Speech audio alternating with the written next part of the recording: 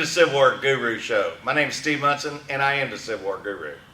And today I have an outstanding piece of history in front of me. It's a Revolutionary War Gunnade. That's the name for this. It's a small cannon, but the official name was Gunnade. This particular gun was made in Westham, Virginia. And it was manufactured at that foundry there in approximately 1779 to 1780.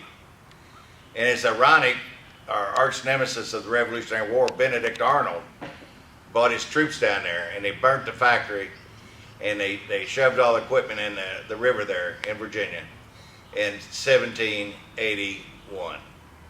So that was late 1781 that the factory was totally destroyed. But this factory specialized in this type of cannon, light 6-pounder. And this gun was shipped to Louisville. And at that time, Louisville was still Virginia territory. They built a fort there and it was named after the governor of Virginia, Thomas Nelson Jr. So they called it Fort Nelson. And this was about the third attempt they did to put a fort in Louisville. At first they put it on an island out in the river. So during the winter they would habitate there and it would be hard for the Indians or the Redcoats to come in and challenge them. So finally they got a substantial crew there and they built this fort. Now one of the leaders of this fort was George Rogers Clark. And he had a pair of these cannons shipped to Fort Nelson. And actually there's a big stone there and a wonderful bronze plaque in Louisville. I believe it's on Main Street at 8th and Main. And it depicts the story of Fort Nelson. And actually we're in the county named after Thomas Nelson Jr. We're in Nelson County. That's where Bardstown is. But let's continue on. Anyway, they specialize in iron cannons, and this is an iron cannon. And it's put on the type of period carriage that it would have had in a fort. This is a garrison carriage. It has the iron wheels and it sits a little taller. If you notice how high it's standing. These type of guns, when people see them, they think that they're naval guns. But these were made especially for forts. But an ironic thing, as I was doing the research on this, that Virginia also had a navy in the Revolutionary War, which I did not know. And they controlled the waterways. And so some of these did go on the water. So anyway, it was light enough and it was mobile and it was very effective on the troops. This gun is marked in the rear here and it's got the 3 inspectors marks on it. Then it has numbers. It has 3 numbers on it. And the period, they would calculate by these numbers, everything was in quarter hundredweights.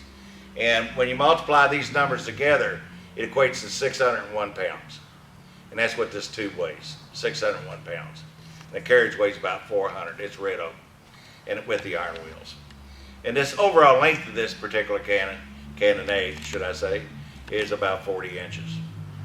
But this cannon survived the Revolutionary War, and it spent its life in Louisville. And then in the 1840s, they had a military organization there called the Louisville Legion, and it was formed almost as a political society. But it was military with military overtones. And they had some of the most famous Kentuckians that belonged to it. And when the Mexican War came along, they used this cannon and when they fired it out there on the assembly, and everybody marched and paraded and they glad hand and they made speeches. And it was a wonderful thing. And they went to the Mexican War and come back. Cannon's still there. So the next piece of history that we get with this thing is that it shows up in the defenses of Louisville in 1861. And as you know, we talked about Braxton Bragg before. The Confederates came up and was going to take Louisville in 1862, and it was a prelude to Perryville. And this was in a battery there waiting for the Confederates to arrive, which they never arrived.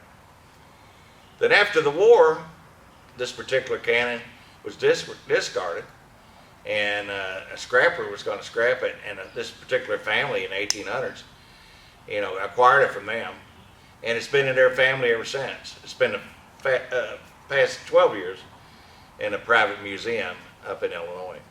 But it's a wonderful piece of history. It's got great Louisville history. And, you know, we're real proud to have it here in Nelson County especially. But we seldom get an opportunity to see something this rare. And Brendan Cole, our cameraman and #1 grandson, is going to get up here and check out the markings on it. And again, I'm going to repeat one more time what the markings are. You got your inspector's mark that inspected it when it was cast. You got the weight marks, and you have 1P stamped on a trunnion, and that was mean it was proved that it was tested and that it was ready to use for combat. And of course, another thing you'll note on this particular gun, where normal cannons you don't see, it has the loop on the back right above the castable. So that's another interesting thing. And through all the years of its life, it still maintains the original front sight. So it's a real cool gun, 6-pounder again. Wonderful piece of Kentucky history, you know, with famous Kentuckian like George Rogers Clark and Fort Nelson and Louisville. So from the Civil War guru, enjoy yourself. Take a look with Brendan Cole.